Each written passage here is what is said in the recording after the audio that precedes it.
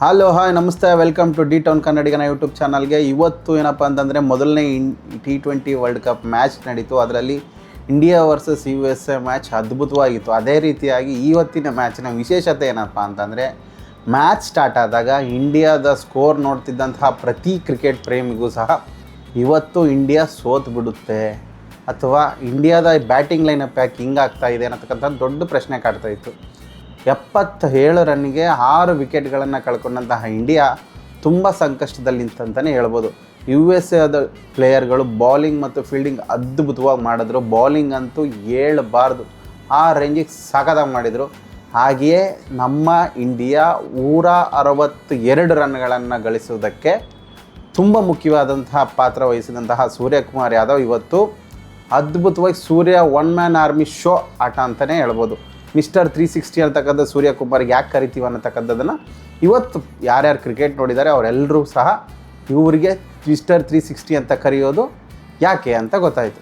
ಯಾಕಂದರೆ ಈ ಚೆಂಡನ್ನು ಇಡೀ ಮೂಲೆ ಭಾಗಕ್ಕೂ ಹೊಡೆದಿದ್ದಾರೆ. ಅದೇ ರೀತಿಯಾಗಿ 84 ರನ್ ಗಳಿಸುವ ಮೂಲಕ ಇಂಡಿಯಾ 162 ರನ್ ಗಳಿಸುವಲ್ಲಿ ತುಂಬ ಪ್ರಾಮುಖ್ಯತೆ ವಹಿಸಿ ಕ್ಯಾಪ್ಟನ್ ಇನ್ನಿಂಗ್ಸನ್ನು ಆಡಿದ್ದಾರೆ. ಅದೇ ರೀತಿಯಾಗಿ ಇವತ್ತು ಇದ್ದಂತಹ ಸ್ಟಾರ್ಟಿಂಗ್ ಫಸ್ಟ್ ಇನ್ನಿಂಗ್ಸ್ ಏನಿದೆ ಇಂಡಿಯಾದು, ಸ್ಕೋರ್ 100 ಹೊಡೆದು ಬಿಡ್ತಾರೆ ಅಥವಾ 120 ಹೊಡಿತಾರೆ. ಅದನ್ನು US ಚೇಸ್ ಮಾಡಿಬಿಟ್ಟು ಹಿಸ್ಟ್ರಿ ದಾಖಲಿಸ್ತಾರೆ ಅಂತಕ್ಕಂಥದ್ದನ್ನು ಕ್ರಿಕೆಟ್ ಪ್ರೇಮಿಗಳು ಅಂದ್ಕೊಂಡಿದ್ರು. ಆದರೆ ಇದನ್ನು ಉಲ್ಟಾ ಮಾಡಿದಂತಹ ಭಾರತ ಬೌಲಿಂಗ್ನಲ್ಲಿ ಸಿರಾಜ್ ಮಾಡಿದಂತಹ 2 ವಿಕೆಟ್ಗಳಾಗಿರ್ಬೋದು, ಅವರ ಫೇಸ್ ಬೌಲಿಂಗ್ ಆಗಿರ್ಬೋದು, ಎಲ್ಲದೂ ಸಹ USA ಎಲ್ಲ ಕ್ಯಾಲ್ಕುಲೇಷನ್ನ ಕೆಳಗೆ ಮಾಡಿಬಿಡ್ತು. ಹಾಗಾಗಿ ಇವತ್ತು ಭಾರತ ಮೊದಲನೇ ಮ್ಯಾಚನ್ನು 29 ರನ್ಗಳ ಮೂಲಕ ಗೆಲ್ಲುತ್ತದೆ. ಕೊನೆಗೂ 2026ರ ಮೊದಲನೇ T20 ವರ್ಲ್ಡ್ ಕಪ್ ಮ್ಯಾಚನ್ನು ಇಂಡಿಯಾ ಗೆಲ್ಲುವ ಮೂಲಕ ಶುಭಾರಂಭ ಮಾಡಿದೆ. ಇನ್ನು ಮುಂಬರುವ ಮ್ಯಾಚ್ಗಳು 2015ನೇ ತಾರೀಕು ಪಾಕಿಸ್ತಾನದ ಮೇಲೆ ಮ್ಯಾಚ್ ಇದೆ. ಅದು ಆಡ್ತಾರೋ ಇಲ್ಲವೋ ಅನ್ನತಕ್ಕಂಥದ್ದೇ ದೊಡ್ಡ ಪ್ರಶ್ನೆ. ಆದರೆ ಆಡ್ತಾರೋ ಇಲ್ವಂತಂದು ಪ್ರೇಕ್ಷಕರು ನೀವು ಹೇಳಬೇಕು. ಲಾಹೋರ್ಗೇನೋ ಹೋಗ್ತೀವಿ ಅಂತ ಸೂರ್ಯಕುಮಾರ್ ಯಾದವ್ ಹೇಳಿದ್ದಾರೆ. ಆದರೆ ಪಾಕಿಸ್ತಾನ ಹೇಳ್ತಾ ಇದೆ, ನಾವು ಈ ಮ್ಯಾಚನ್ನು ಆಡಲ್ಲ, ಇಂಡಿಯಾ ಮೇಲಿರ್ತಕ್ಕಂಥ ಯಾವ ಮ್ಯಾಚನ್ನು ಆಡಲ್ಲ, ಅವ್ರು ಬಂದಲಿ ನಾವು ಆಡಲಿ, ಅವ್ರ ಮಾತುಕತೆನೇ ಆಗೋಯ್ತು. ಸೊ ಈ ಮ್ಯಾಚನ್ನು ಅವ್ರು ಆಡ್ತಾನೆ ಅನ್ನೋದು ನಾವು ಗ್ಯಾರಂಟಿ ಇಲ್ಲ. ಮುಂಬರುವ ಮ್ಯಾಚ್ ನೆದರ್ಲ್ಯಾಂಡ್ ಆಗಿರ್ಬೋದು, ಎಲ್ಲದ್ರ ಮೇಲೆ ಈ ಸಾರಿ ಇಂಡಿಯಾ ಮ್ಯಾಚ್ ಆಡುತ್ತೆ. ಕೊನೆಗೂ ಇವತ್ತಿನ ಮೊದಲನೇ ಮ್ಯಾಚನ್ನು ಇಂಡಿಯಾ ಅದ್ಭುತವಾಗಿ ಗೆದ್ದು ಶುಭಾರಂಭನ ಮಾಡಿದೆ.